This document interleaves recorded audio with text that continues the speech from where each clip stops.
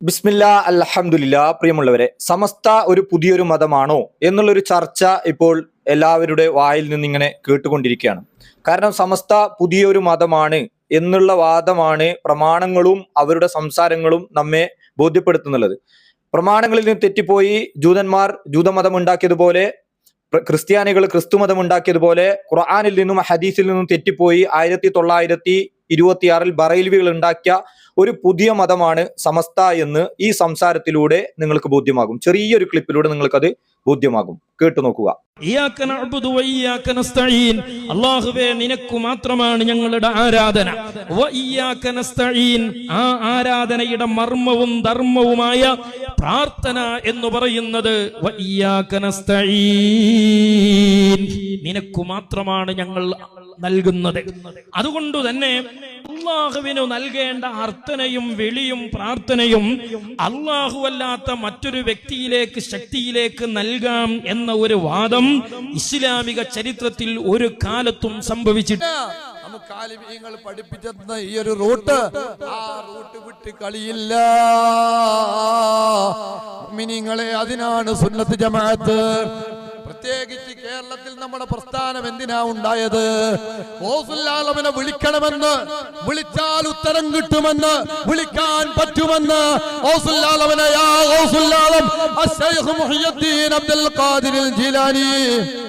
ആവേശത്തോടെ വിളിക്കുന്ന ഒരു വലിയൊരു സംഘത്തെ പടുത്തുയർത്താനല്ലേ എന്റെ മുഅ്മിനീങ്ങളെ. മുഅ്മിനീങ്ങളെ, നിങ്ങളല്ലാതെ രക്ഷിക്കാനില്ല. എനിക്ക് വിളിക്കാൻ നിങ്ങളല്ലാതെ മറ്റാരുമില്ല. നിങ്ങൾ എന്റെ കൈവിടല്ലേ.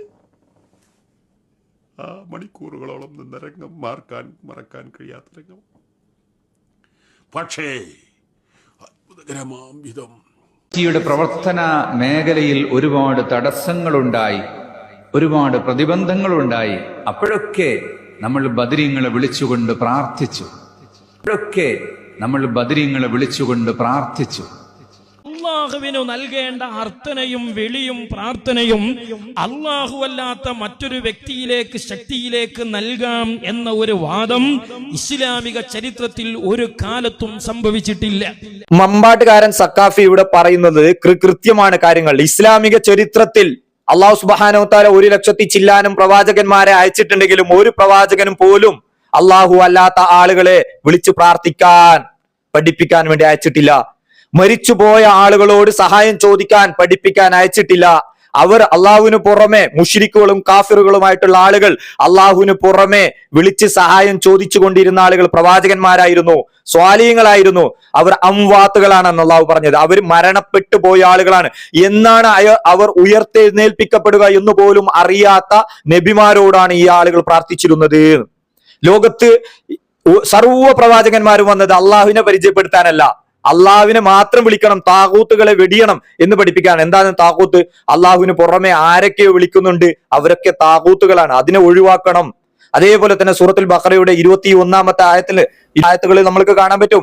അല്ലാഹു സുബ്ഹാനഹു വ തആല പറയും, യാ അയ്യുഹന്നാസ് ഉഅ്ബുദൂ റബ്ബക്കുമുല്ലദീ ഖലഖകും വല്ലദീന മിൻ ഖബ്ലികും. നിങ്ങളെയും നിങ്ങളുടെ മുൻഗാമികളെയും സൃഷ്ടിച്ച ആ റബ്ബിനെ മാത്രമേ നിങ്ങൾ വിളിക്കാൻ പാടുള്ളൂ. കാരണം മുൻഗാമികളെയും അള്ളാഹുവാണ് സൃഷ്ടിച്ചത്. അതുകൊണ്ട് മുൻഗാമികളല്ല വിളിക്കേണ്ടത്, മരണപ്പെട്ടു പോയ ആളുകളല്ല വിളിക്കേണ്ടത്, എന്നെന്നും ജീവിച്ചിരിക്കുന്ന അഹ്യുൽ ഖയ്യൂമായിട്ടുള്ള റബ്ബിനെയാണ് വിളിക്കേണ്ടത് എന്ന് അല്ലാഹു സുബ്ഹാനഹു വ തആല പറയുകയാണ്. നിങ്ങൾക്ക് റബ്ബിനെ റബ്ബായിട്ട് അറിയാം എന്ന് അല്ലാഹു സുബ്ഹാനഹു വ തആല പറയുന്നുണ്ട്. അല്ലാഹു സുബ്ഹാനഹു വ തആല പറയുന്നില്ല, അല്ലദീ ജഅല ലക്കുമുൽ അർള ഫിറാശ വസ്സമാഅ ബിനാഅ വഅൻസല മിനസ് സമാഇ മാഅൻ ഫഅഖ്റജ ബിഹി മിനസ് സമറാത്തി റിസ്ഖൻ ലക്കും. നിങ്ങൾക്ക് ആകാശത്തെ മേൽക്കൂരയാക്കി തന്നു, ഭൂമിയെ മെത്തയാക്കി തന്നു, ആകാശത്തിൽ നിന്ന് നിങ്ങൾക്ക് മഴവെള്ളം വർഷിപ്പിച്ചു തന്നു, എന്നിട്ട് സസ്യജലാദികൾ മുളപ്പിച്ചു തന്നു, എന്തിന്? നിങ്ങൾക്ക് ഭക്ഷണത്തിന് വേണ്ടിയിട്ട്. എന്നിട്ട് അല്ലാഹു സുബ്ഹാനഹു വ തആല പറഞ്ഞു, ഫലാ തജ്അലൂ ലില്ലാഹി അൻദാദ വഅൻതും തഅലമൂൻ.